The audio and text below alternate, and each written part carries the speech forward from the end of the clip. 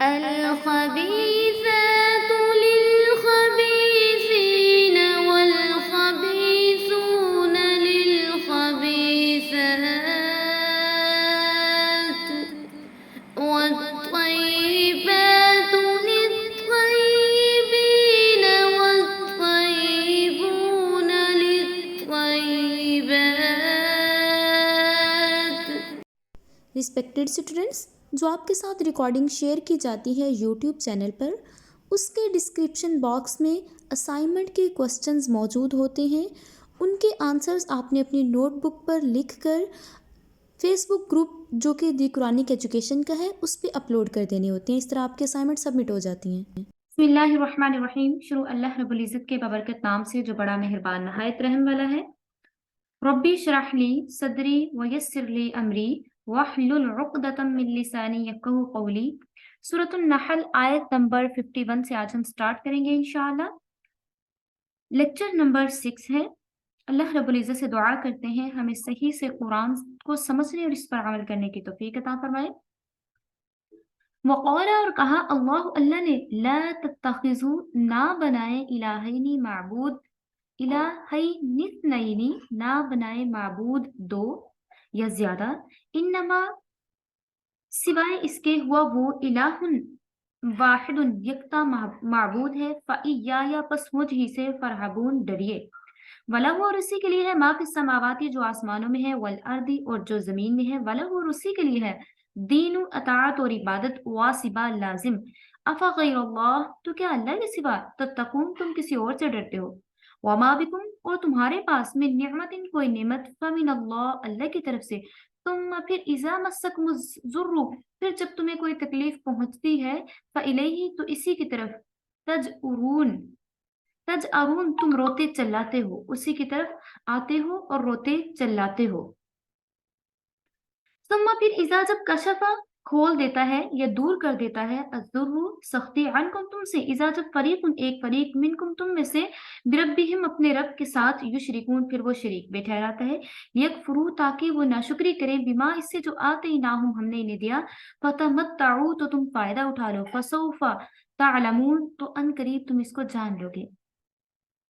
اور اللہ نے فرمایا کہ دو معبود مت بناؤ، بس ایک ہی معبود ہے، اور تم خاص مجھے سے ڈرا کرو، اور اسی کی ہے سب کی سب چیزیں، جو کچھ آسمان میں ہے، زمین میں ہے، اور لازمی طور پر اطاعت اسی کا حق ہے. پھر اللہ کے سوا اوروں سے کیوں ڈرتے ہو. اور وما بکم من نعمت فمن اللہ ثم اذا مسکم الضر فالیہ تجأرون، اور تمہارے پاس جو کچھ بھی نعمتیں ہیں وہ سب اللہ ہی کی طرف سے ہیں، پھر جب تمہیں کوئی تکلیف پہنچتی ہے تو تم اسی سے فریاد کرتے ہو، اسی سے دعائیں مانگتے ہو، اسی کے آگے گڑ گڑاتے ہو. ثم اذا کشف الضر عنکم اذا فریق منہم بربہم یشرکون، پھر جب تم سے اس تکلیف کو ہٹا دیا جاتا ہے تو تم میں سے ایک جماعت اپنے رب کے ساتھ شرک کرنے لگتی ہے.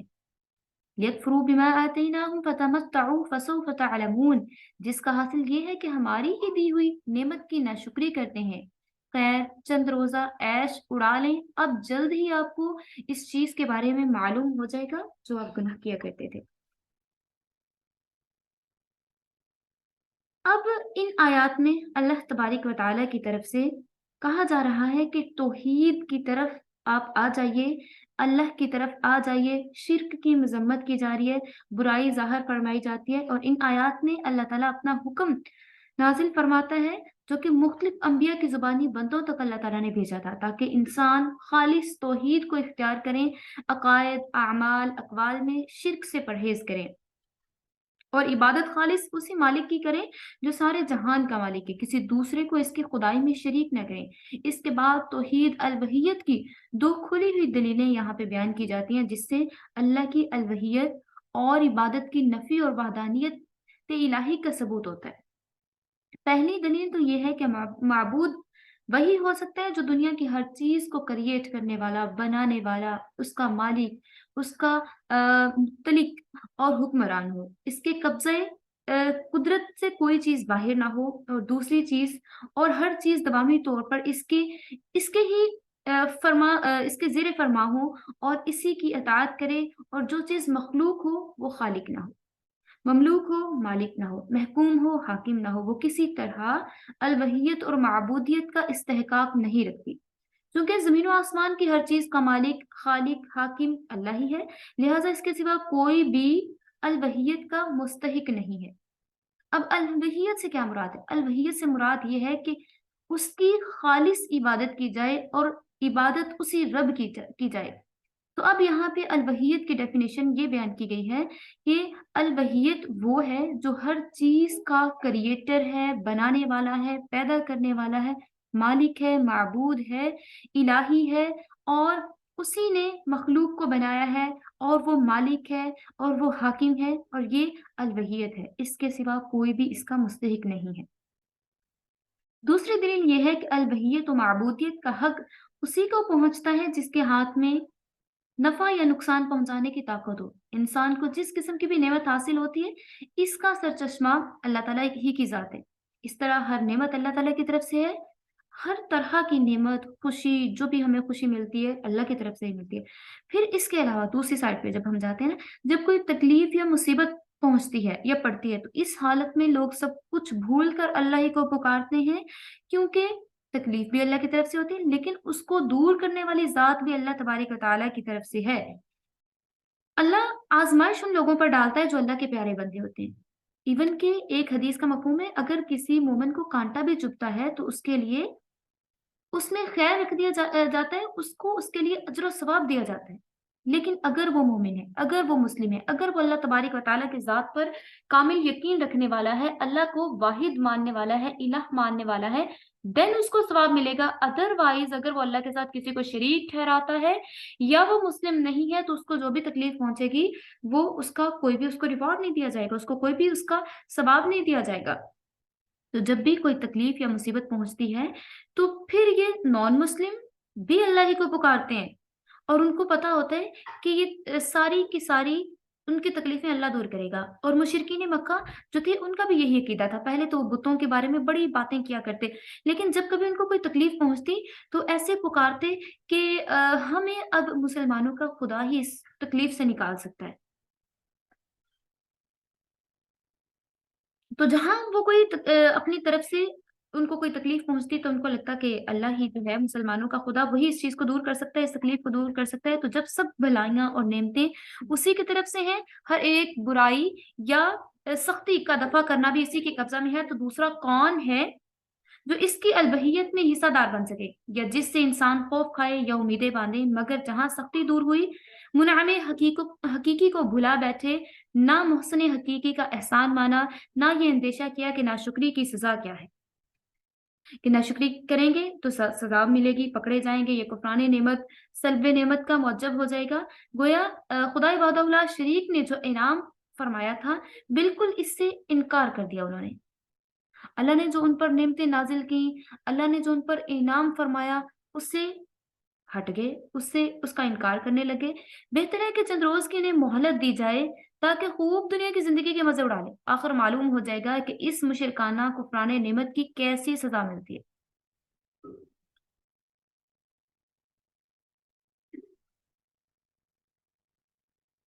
تو ان آیات سے معلوم ہوتا ہے کہ نفع نقصان پہنچانے کی طاقت صرف اللہ تعالیٰ ہی کو ہے، اس لیے ہر مسلمان کا فرض ہے کہ غیر اللہ سے طمع نہ رکھے، لوگوں سے اس چیز کا لالچ نہ رکھے۔ ہمارے کوئی جتنا بھی بہت بڑا عہدے دار ہو، کوئی بہت بڑا ہمارا رشتہ دار ہو، بہت بڑا عہدے دار ہو، ہمیں لگتا ہو کہ اس میں بڑی پاور ہے، اس میں بہت طاقت ہے، یہ ہمارا یہ بھی کام کروا دے گا، یہ بھی کام کروا دے گا، لیکن جب آپ کے سر پہ کچھ پڑتا ہے نا، تو پھر وہ رشتہ دار بھی کام نہیں آتے، کیونکہ اللہ تعالیٰ کی طرف سے ہی ہر کام آپ کا ہونا ہوتا ہے۔ اللہ ہی چاہے تو اس کام کو پایہ تکمیل تک پہنچا دے، جب اللہ ہی نہ چاہے تو کوئی دنیا دار آپ کا، چاہے وہ کتنی ہی بڑی پوسٹ پہ کیوں نہ ہو، وہ آپ کے کوئی کام نہیں آ سکتا۔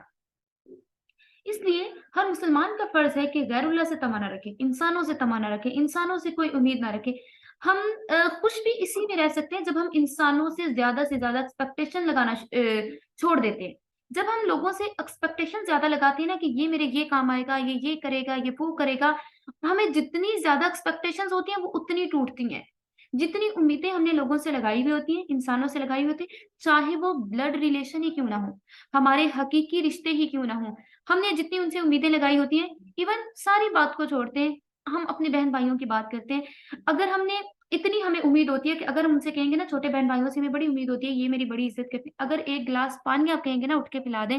تو پھر آپ کی ایکسپیکٹیشن ٹوٹیں گی کہ میں تو ان کے لیے اتنا کچھ کرتی رہی، میں نے یہ کیا وہ کیا اور یہ گلاس پانی نہیں پلاتی تھی، لیکن کیا ضروری نہیں ہے کہ ان کے دل میں آپ کے لیے کوئی میل ہو، وبال ہو، صرف یہ ہو سکتا ہے کہ اس ٹائم ان کا دل نہ کر رہا ہو آپ کو پانی پلانے کے لیے۔ ایک چھوٹی سی ایگزامپل ہے، لیکن اللہ تعالیٰ کیا کہتا ہے کہ آپ لوگوں سے، انسانوں سے ایکسپیکٹیشنز کم سے کم لگائیں، اللہ سے زیادہ امیدیں لگائیں۔ جب آپ کی امیدوں کی ڈوریاں اللہ کے ہاتھ میں ہیں، آپ امیدیں لگائیں گے لوگوں سے، تو پھر وہ کسی بھی کام نہیں آ سکیں گے، لوگ آپ کے کسی بھی کام نہیں آ سکیں گے۔ اور جب آپ اللہ سے امید رکھیں گے تو اللہ تعالیٰ آپ کا ہر کام اپنے ذمہ لے لیتا ہے، اور پھر آپ کا ہر کام بخوبی اللہ تعالیٰ کی طرف سے سر انجام پاتا ہے، اور اچھے طریقے سے وہ کام ہو بھی جاتا ہے۔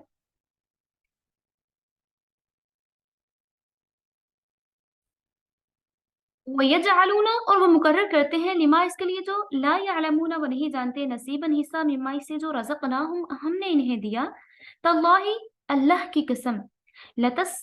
لتسألن آپ سے ضرور پوچھا جائے گا، عما سے جو کنتم تفترون تم جھوٹ بولا کرتے تھے، جھوٹ باندھا کرتے تھے، وَيَجْعَلُونَ اور وہ ٹھہراتے ہیں للہ اللہ کے لیے بناتی بیٹیاں، اور وہ اللہ کی بیٹیاں بنا دیتے ہیں، سبحانہ حالانکہ وہ پاک ہے، وَلَهُمْ اور اسی کے لیے ہے ما یشتہون ان کا دل چاہتا ہے، وَإِذَا بُشِّرَ جب انہیں خوشخبری دی جاتی ہے، أَحَدُهُمْ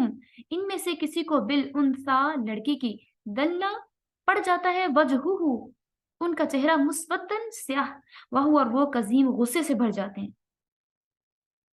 اور یہ لوگ ہماری دی ہوئی چیزوں میں سے ان کا حصہ لگاتے ہیں جن کے متعلق انہیں کچھ بھی علم نہیں، اللہ کی قسم تم سے تمہاری ان جھوٹ بولنے پر ضرور باز پرس ہوگی، افطرا بازی پر ضرور باز پرس ہوگی، اور اللہ تعالیٰ کے لیے یہ بیٹیاں بنا لیتے ہیں، اور وہ پاک ہے اور اپنے لیے وَلَهُم مَا يَشْتَهُونَ اور وہ اپنے لیے چاہتی چیز، اللہ کے لیے بناتے ہیں بیٹیاں اور اپنے لیے اپنی پسند کی چیزیں بناتے ہیں۔ وَإِذَا بُشِّرَ أَحَدُهُم بِالْأُنثى ظَلَّ وَجْهُهُ مُسْوَدًّا وَهُوَ كَظِيمٌ اور جب ان میں سے کسی کو بیٹی کی خوشخبری دی جاتی ہے تو سارے دن ان کا چہرہ بے رونق رہے اور دل میں یہ گھٹتا رہے،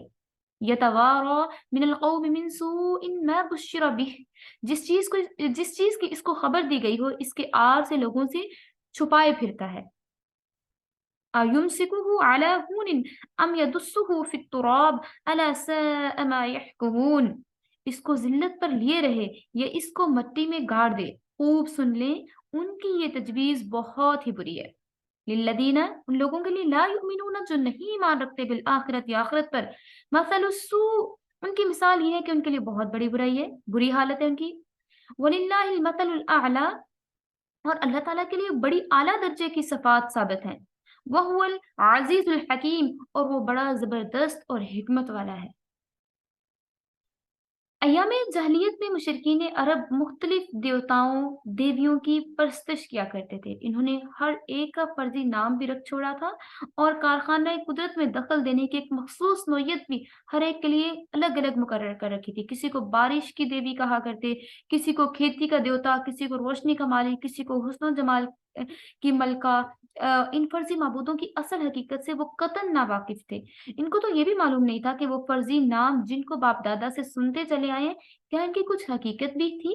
اور ان کا واقعی اقتدار بھی کچھ ہے یا نہیں، اور ہے تو کس طرح سے ہے، مینس کہ ہسٹری نہیں پڑھنی لیکن اپنے سے سنی سنائی باتوں پہ عمل کرنا ہے۔ انہیں فرضی معبودوں کے انہوں نے بت بنا رکھے تھے جن کے نام پہ وہ بھیڑ چڑھاتے، قربانی کیا کرتے، نذر و نیاز ان کے سامنے پیش کرتے، مال و دولت اور کھیتیوں میں سے ان کے لیے حصہ مقرر کرتے، بھیڑ چڑھانا یہی کہ جانور ان پہ ذبح کرتے تھے، قربانی تو نہیں کہہ سکتے، قربانی صرف اسلام میں ہوتی ہے، تو ان کے طرح طرح سے حصے مقرر کیا کرتے، کوئی جانور یا کوئی بیٹا ان کے نام سے نامزد کر دیتے، ان کے نام پہ وہ جو ہوتے تھے یہ بھینس کے پھر ایک ہوتا ہے نر، ایک ہوتا ہے مادہ، جو نر تھا اس کو سانڈ کہتے تھے، وہ چھوڑ دیا کرتے، اور قریش کے قبائل بنو خزاعہ اور بنو کنعان میں ایک یہ بھی تھی، ان میں ایک طرح سے یہ ایک بدعت پائی جاتی تھی کہ ان کا عقیدہ تھا کہ فرشتے اللہ کی بیٹی ہیں، دو قبائل تھے، قبیلے تھے، بنو خزاعہ اور بنو کنانا، ان میں یہ ایک بدعت یا ایک عقیدہ پایا جاتا تھا کہ بدعت نہیں کہہ سکتے, عقیدہ کہہ سکتے ہیں کہ فرشتے اللہ کی بیٹی ہیں جو مختلف کاموں پر مقرر ہیں, العیاذ باللہ. ان نظر نہ آنے والی دیویوں کو کارخانے قدرت میں دخل ہے, اور وہ جو چاہتی ہیں ان کو لگتا تھا کہ بیٹیاں ہیں اور وہ اللہ تعالیٰ کے کارخانے قدرت میں دخل دیتی ہیں اور جو کچھ چاہتی ہیں وہ کرتی ہیں. استغفر اللہ. ہندوستان کے بعض کفار و مشرکین کا عقیدہ جیسے کہ ان کی کالی ماتا, بھوانی دیوی, لکشمی دیوی وغیرہ بھی اسی طرح کی خرافات پر مبنی ہے, اور وہ سمجھتے ہیں شاید یہ فرشتے ہیں معاذ اللہ اور یہ اللہ کی بیٹی ہیں. اس طرح سے ان کا عقیدہ ہوتا ہے. ان آیات میں مشرکین کے انہی عقائد اور اعمال کی تردید فرمائی جا رہی ہے اور بتایا جاتا ہے کہ یہ مشرکین ہماری ان نعمتوں میں سے جو ہم نے انہیں دے رکھی ہیں ان معبودوں کا بھی حصہ لگاتے ہیں جن کے معبود ہونے پر ان کے پاس کوئی بھی دلیل موجود نہیں. یہ جو اپنے کھیت میں, مویشی میں, تجارت میں اللہ کے سوا کسی دوسرے کی نظر نیاز ٹھہراتے ہیں, جنہیں یہ مشرکین جہالت اور بےخبری سے معبود یا مالک سمجھتے ہیں کہ نفع اور نقصان کی, حالانکہ ان کی کوئی دلیل یا سند ان کے پاس موجود نہیں ہے. انہوں نے کیا کیا تھا, مشرکین اس طرح سے کیا کرتے تھے, اگر ان کی کھیتی مطلب ہوتی, کھجوریں بکثرت ہوا کرتی تھی, تو وہ اس طرح سے کیا کرتے کہ دو حصے نکالا کرتے تھے. جو نا انہوں نے صدقہ خیرات کرنا تھا, دو حصے نکالا کرتے, ایک حصہ اللہ کے راستے کے لیے, دوسرا حصہ اپنے دیوتاؤں کے لیے یا اپنے جو انہوں نے بت بنا رکھے تھے ان کے لیے وہ نکالا کرتے تھے. اگر کبھی کوئی گھٹیا قسم کا مال وغیرہ دیوتاؤں میں چلا جاتا تو وہ اس کو اٹھا کے اللہ والے میں ڈال دیتے جو اللہ کے لیے انہوں نے نکالا ہوتا تھا, اور جو اللہ کے لیے انہوں نے کچھ مال وغیرہ نکالا تھا اس میں جو گھٹیا اور ردی قسم کا ہوتا تھا وہ نکال کے دیوتاؤں میں ڈال دیتے تھے. کہتے تھے کہ جو دیوتا ہے ان کو تو یہ چیز بری لگ جائے گی, لیکن اللہ والے مال میں اللہ کو یہ چیز بری نہیں لگے گی. تو اس چیز کی تردید کی جاتی ہے اور بتایا جاتا ہے کہ کیا آپ نے اپنے سے ہی ایسی چیزیں گھڑ رکھی ہیں, اپنے سے ہی ایسی چیزیں بنا رکھی ہیں جس میں آپ کو معلوم ہے آپ اللہ کو بھی مانتے ہیں لیکن ساتھ میں دیوتاؤں کو بھی مان رہے ہیں. تو اللہ, حالانکہ آپ کو پتا ہے کہ دیوتاؤں کی آپ کے پاس کوئی بھی سند یا کوئی بھی آپ کے پاس سرٹیفکیٹ موجود نہیں ہے, کوئی بھی آپ کے پاس ایسا ان کی ایسی ہسٹری ہی موجود نہیں ہے جس سے آپ یہ کہہ سکیں کہ ہاں یہ واقعہ ہی جو ہے نفع نقصان کے مالک ہیں یا یہ ناراض ہو سکتے ہیں. اور پھر ان لوگوں کی بھی بات کی جا رہی ہے جو کہ اللہ تعالیٰ پر افطرا باندھتے تھے, جھوٹ بولتے تھے اور کہتے تھے کہ فرشتے اللہ کی بیٹیاں ہیں, اور حالانکہ اللہ تو پاک ہے. اب دیکھیں عرب میں کیا ہوتا تھا, بِأَيِّ ذَنبٍ قُتِلَتْ, مجھے کس جرم میں مارا گیا. بیٹی جب قیامت کے دن پکارے گی بِأَيِّ ذَنبٍ قُتِلَتْ, مجھے کس جرم میں مارا گیا, کیا کرتے تھے, بیٹیوں کو زندہ گاڑ دیا کرتے تھے. اور اب وہی لوگ اللہ کے لیے بیٹیاں بنا رہے ہیں, ٹھیک ہے, اللہ کے لیے وہ لوگ بیٹیاں بنا رہے ہیں. اور یہاں پہ کیا فرمایا جا رہا ہے, وَإِذَا بُشِّرَ أَحَدُهُم بِالْأُنثَىٰ ظَلَّ وَجْهُهُ مُسْوَدًّا وَهُوَ كَظِيمٌ, اور جب ان میں سے کسی کو بیٹی کی خوشخبری دی جاتی ہے تو ان کے چہرے سیاہ پڑ جاتے ہیں, ان کے چہرے سیاہ پڑ جاتے ہیں, ان کے چہرے سے دکھ صاف نظر آتا ہے. لیکن ایک چیز جو کہ وہ اپنے لیے اس کے لیے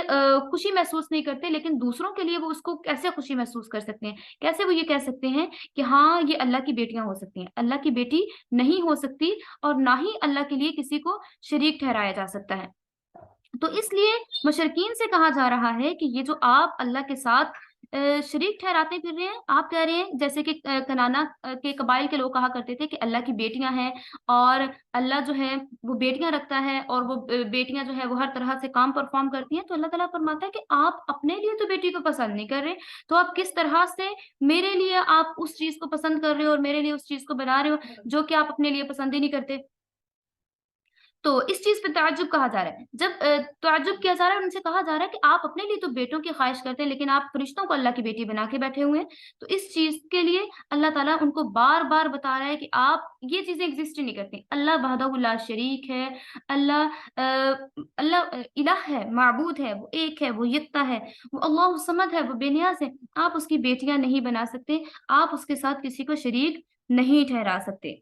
اور آگے یہ بات کی جا رہی ہے یتوارا من القوم من سوء ما بشر به, پھر جب ان کو خبر دی جاتی ہے, ان کو پتہ چل جاتا ہے کہ لوگوں کو اس چیز کے بارے میں پتہ نہ چل جائے, تو وہ چھپ چھپا کے پھرتے ہیں, لوگوں سے چھپ چھپا کے پھرتے ہیں. اب ان کو لگتا ہے کہ بیٹی کی ذلت ان کے منہ پہ ہے, اور اگر ان کو موقع ملے تو وہ اپنے منہ پہ گارا بھی مل لیں. ام یدسہ فی التراب, اس کو مٹی میں گاڑ دے, یا وہ ان کو مٹی کے اندر زندہ دفن کر دیں, یا اپنے منہ جو ہے وہ مٹی سے بھر لیں. خوب سن لیجیے, الا ساء ما یحکمون, خوب سن لیجیے ان کی یہ تجویز بہت ہی بری ہے کہ وہ اس چیز کو اس طرح سے बुरा समझते हैं और फिर अल्लाह के लिए उसी चीज़ को बना रहे हैं कि अल्लाह की बेटियाँ हैं फरिश्ते, माअज़ल्लाह।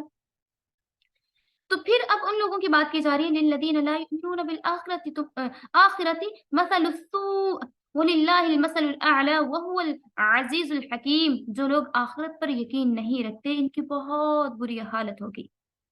जो आखिरत पर यकीन नहीं रखते, जैसे कि पहले भी हम इस चीज़ को बारहा डिस्कस कर चुके हैं कि जिनका अकीदा आखिरत स्ट्रॉन्ग नहीं होता,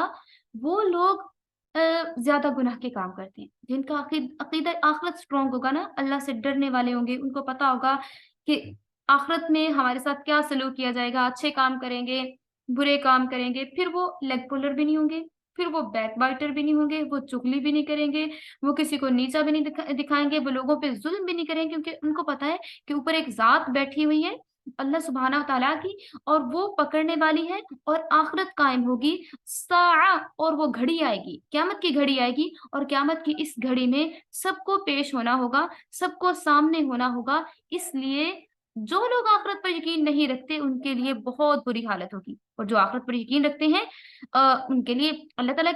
ताला की बहुत बड़ी सिफ़ात हैं, और अल्लाह के लिए तो बड़ी आला दर्जात की सिफ़ात हैं, क्योंकि वो ज़बरदस्त है और हिकमत वाला है। अल्लाह ताला हर नुक्स से, ऐब से पाक है। अलगर्ज़ मुशरिकीन की हालत अपनी बेटियों के मुतल्लिक बयान करके अल्लाह ताला ने फरमाया, लड़कियों के मुतल्लिक जो ज़ालिमाना फ़ैसला उनका था। इससे ज़्यादा बुरा फ़ैसला ये है कि अल्लाह के लिए औलाद तजवीज़ करें, फिर औलाद भी लड़की, जिससे खुद ये मुशरिकीन इतना घबराते हैं, गोया अच्छी चीज़ अपने लिए नाक़स चीज़ समझते हैं, और अल्लाह के लिए इसको आगे बताया जा रहा है, माअज़ल्लाह। ये मुशरिकीन जिन्हें अपने ज़ुल्म और गुस्ताखियों के अंजाम पर यकीन नहीं, बुरी मिसाल या बुरी सिफ़्त तो हालत इनकी ही है, वही औलाद के मोहताज हैं। दुःख और ज़ईफ़ी वग़ैरह में काम आने के लिए इनको लड़कों का सहारा चाहिए। अल्लाह को ऐसा कोई भी सहारा नहीं चाहिए। अल्लाह तो पाक है, अल्लाह तो मुनज़्ज़ह है, अल्लाह को कोई सहारा नहीं चाहिए। अल्लाह तो हमेशा के लिए जैसे है वैसा ही है, इसको किसी चीज़ का सहारा नहीं चाहिए, ना बेटों का, ना बेटियों का। और ये वही लोग हैं जिनको सहारा चाहिए, और जो लोग ऐसी बातें बना रहे हैं अल्लाह ताला के लिए। माअज़ल्लाह, अल्लाह के लिए बेटे या बेटियाँ तजवीज़ कर रहे हैं। और ईसाई जो हैं वो कहते हैं कि ईसा अलैहिस्सलाम अल्लाह का बेटा है, और ये जो है यहूदी वो कहते थे कि फरिश्ते अल्लाह की बेटी हैं, और इसी तरह से ये लोग भी कह रहे हैं कि ये अल्लाह की बेटी हैं।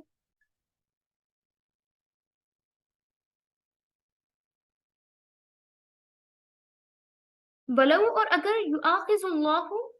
पकड़ ले अल्लाह, अन्नास लोगों को, बिज़ुल्मिहिम, इनके ज़ुल्म के सबब, मा तारका, ना छोड़े वो, अलैहा, इस पर ज़मीन में, मिन दाब्बतिन, चलने वाला जानवर, वलाकिन, और लेकिन, युअख्खिरुहुम, वो ढील देता है इन्हें, इला अजलिन मुसम्मा, एक मुकर्रर मुद्दत के लिए, फ़इज़ा, फिर जब जाअ, आ गया, अजलहुम, इनका वक्त, ला यस्तअखिरूना, ना पीछे हटेंगे, साअतन, एक घड़ी भी, वला यस्तक़दिमून, और ना ही आगे बढ़ पाएंगे, वयजअलून, और वो ठहराते हैं, बनाते हैं, लिल्लाहि, अल्लाह के लिए, मा यकरहून, जो वो अपने लिए नापसंद करते हैं, वतसिफु, और बयान करती है अलसिनतुहुम, उनकी जुबानें, कज़िब, झूठ, अन्ना, के लहुम, इनके लिए, हुस्ना, भलाई है, ला जरमा, लाज़मी बात, अन्ना लहुम, इनके लिए, अन्नार, जहन्नम, दोज़ख की आग है, व अन्नहुम, और बेशक वो, मुफ़रतून, आगे भेजे जाएंगे। और अगर अल्लाह ताला उन लोगों पर उनके जुल्म के सबब सख्ती करे, गिरफ्त फरमाए, तो सता जमीन पर कोई हरकत करने वाला ना छोड़े, लेकिन उनके लिए अल्लाह ने एक टाइम मुकर्रर कर दिया है, उन्हें मोहलत दे दी है। फिर जब उन पर इला अजल मुसम्मा, एक मुद्दत आ पहुंचेगी, जब वो मुकर्रर टाइम आ पहुंचेगा, फिर जब उनका मुकर्रर टाइम आ पहुंचेगा, फ़इज़ा जाअ अजलुहुम, ला यस्तअखिरून साअतन वला यस्तक़दिमून, तो इस वक्त वो एक साथ पीछे नहीं हट सकेंगे, एक घड़ी के लिए पीछे नहीं हट सकेंगे, ना आगे हो सकेंगे, ना ही वो पीछे हट सकेंगे, और ना आगे बढ़ सकेंगे। वयजअलून लिल्लाहि मा यकरहून, वतसिफु अलसिनतुहुमुल कज़िब, अन्न लहुमुल हुस्ना, और अल्लाह ताला के लिए वो काम तजवीज़ करते हैं जो वो खुद नापसंद करते हैं, और अपनी ज़ुबान से झूठे दावे करते हैं कि उनके लिए हर तरह की भलाई है। ला जरमा अन्ना लहुमुन नार व अन्नहुम मुफ़रतून, लाज़मी बात है कि उनके लिए दोज़ख, और वो बेशक वो लोग हैं जो सबसे पहले भेजे जाएँगे। अल्लाह ताला की तरफ से मुशरिकीन को कहा जा रहा है कि जो उन्होंने गुस्ताखियाँ की हैं, अल्लाह ताला चाहे तो इन्हें सज़ा दे सकता है, सज़ा हाथों हाथ दे सकता है, मगर फ़ौरन सज़ा देना इसकी हिकमत नहीं है, लिहाज़ा इनको ढील दी जा रही है। کہ اب بھی باز آ جائیں، اپنی حالت درست کر لیں۔ اسی سلسلہ میں اب یہ بتایا جاتا ہے کہ اگر اللہ تعالیٰ لوگوں کی گستاخی اور ناانصافی پر دنیا میں فوراً پکڑنا اور سزا دینا شروع کر دے تو چند گھنٹے میں زمین کی ساری آبادی ختم ہو سکتی ہے۔ زمین پہ کوئی بھی جانور زندہ نہیں رہے گا۔ من دابۃ ما ترک علیہا من دابۃ، کسی کو بھی نہیں چھوڑے گا وہ زمین پہ، جو بھی جانور ہے یا جو جاندار ہے کوئی بھی زندہ نہیں بچے گا۔ اگر اللہ سب کو سزا دینا شروع کر دے، جو ہم گناہ کرتے ہیں چھپ کے کرتے ہیں سب کے سامنے کرتے ہیں، اگر اللہ سزا دینا شروع کر دے تو کوئی بھی اس کی پکڑ سے بچ نہیں پائے گا اور ساری کی ساری زمین کی آبادی تباہ ہو جائے گی، کیونکہ دنیا میں بڑا حصہ ظالموں بدکاروں کا ہے اور چھوٹی موٹی خطا قصور سے تو کوئی خالی ہی نہیں ہے۔ چھوٹی موٹی خطائیں تو کرتے رہتے ہیں، ان سے تو کوئی بھی خالی نہیں ہے۔ جب خطا کار، گناہ گار اور بدکار فوراً ہلاک کر دیے گئے تو صرف معصوم انبیاء کے زمین پر بھیجنے کی بھی ضرورت نہیں رہتی، بلکہ ان کا ملائکہ معصومین کے ساتھ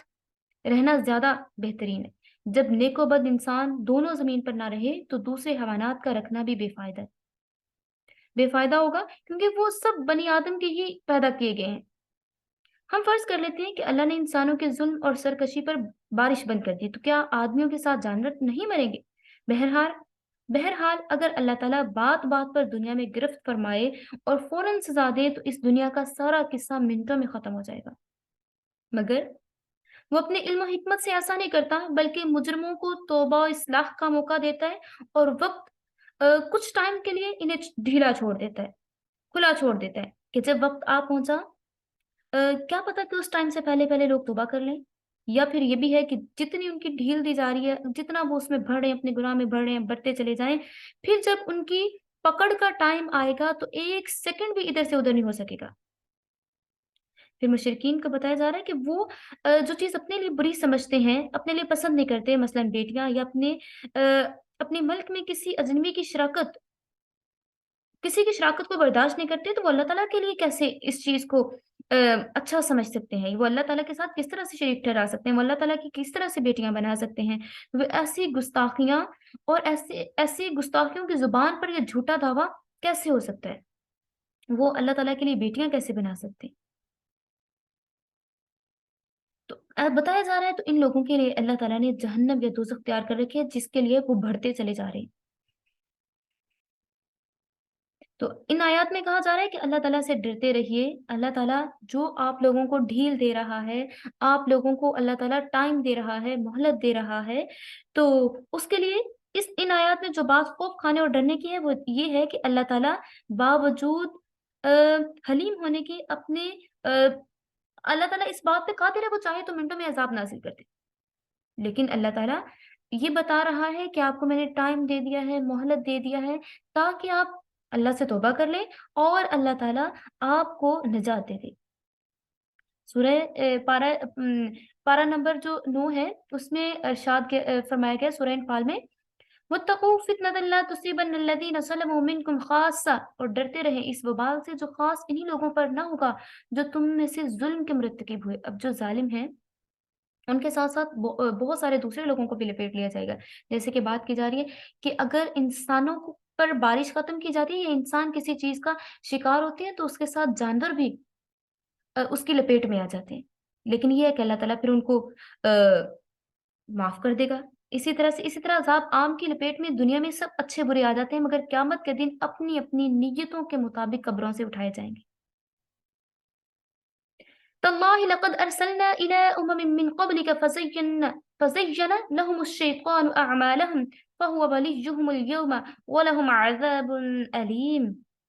آپ سے پہلے یاد رکھیے، آپ سے پہلے اللہ کی قسم، اللہ کی قسم یاد رکھیے کہ آپ سے پہلے بھی بہت سارے رسول بھیجے گئے، بہت ساری امتوں کی طرف ہم نے رسولوں کو بھیجا، سو ان کو بھی شیطان نے ان کے اعمال جو تھے ان کو خوش کر کے دکھایا، انہیں دنیا کو اچھا کر کے دکھایا، فزینا ان کو آراستہ کر کے دکھایا، لہم ان کے لیے شیطان نے اعمالہم ان کے اعمال، شیطان نے ان کے اعمال ان کو بڑے اچھے کر کے دکھائے، تو آپ کو تو بڑے اچھے اعمال ہیں، آپ کو تو جنت ہی ملے گی۔ شیطان کا کیا کام ہوتا ہے؟ شیطان انسانوں کو یہ کہتا ہے کہ آپ تو بڑے پاک پاکیزہ صاف ستھرے ہیں، آپ سے زیادہ برے لوگ دنیا میں موجود ہیں۔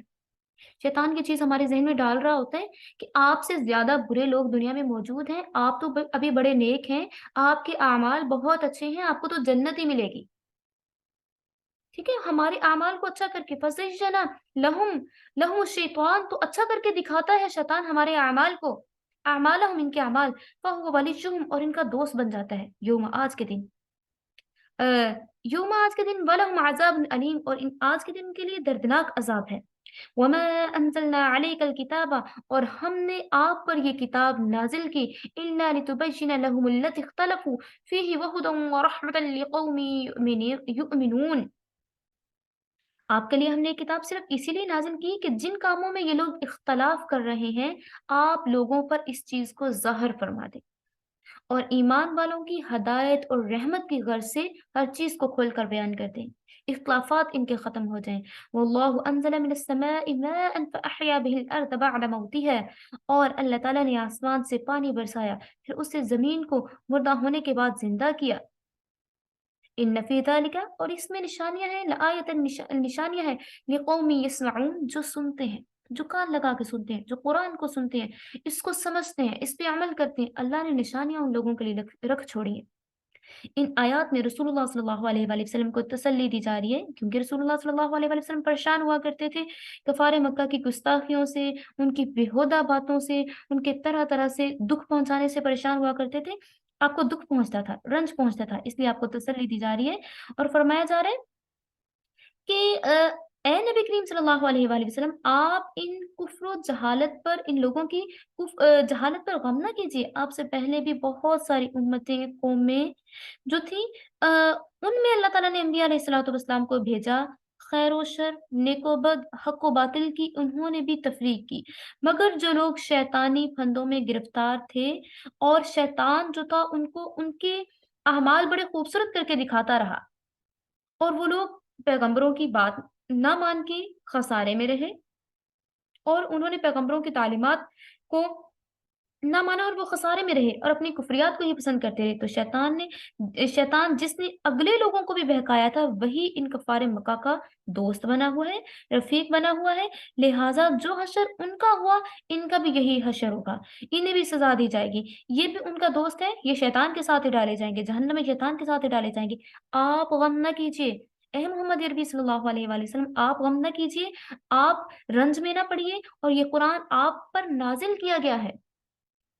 یہ قرآن آپ پر نازل کیا گیا ہے، وما انزلنا علیک الکتاب اور ہم نے آپ پر یہ قرآن نازل کر دیا ہے، الا لتبین لهم الذی تاکہ آپ کھول کر واضح کر کے بیان کر دیں، الذی اختلفوا فیہ جس چیز میں لوگوں کو اختلاف ہے اس چیز کو کھول کر بیان کر دیں، اور یہ بھی بیان کر دیں وہدی ورحمۃ لقوم یؤمنون کہ اس میں ہدایت ہے اور رحمت ہے ان لوگوں کے لیے جو لوگ ایمان لاتے ہیں، ایمان والوں کے لیے آپ اس کو کھول کر بیان کر دیں تاکہ جو اچھے لوگ ہیں، سچے لوگ ہیں، جو اسلام لا رہے ہیں، جو کتاب کو ماننے والے ہیں، قرآن کو ماننے والے ہیں، اور ان لوگوں کو بھی پتہ چل جائے کہ اگر وہ لوگ ایمان لانے والے ہیں تو اللہ تعالیٰ ان کا حشر کیا کرے گا، ان کو ایز اے ریوارڈ جنت دے گا، اور جو لوگ اس سے اختلاف کرنے والے ہیں، اس سے جھگڑ رہے ہیں، توحید کے بارے میں، رسالت کے بارے میں، قیامت کے بارے میں، آخرت کے بارے میں، حشر و نشر کے بارے میں، سزا کے بارے میں، جزا و سزا کے بارے میں، احکام کے بارے میں، حلال اور حرام کے بارے میں جو جھگڑ رہے ہیں، سب کو وضاحت مل جائے اور سب کو اس چیز میں ذرہ برابر بھی یہ شک نہ رہے کہ اس میں کیا بیان نہیں کیا گیا، آپ ہر چیز کو کھول کر واضح کر کے بیان کر دیجئے تاکہ تمام لوگوں کو پتہ چل جائے جس چیز کے بارے میں لوگ اختلاف کیا کرتے تھے۔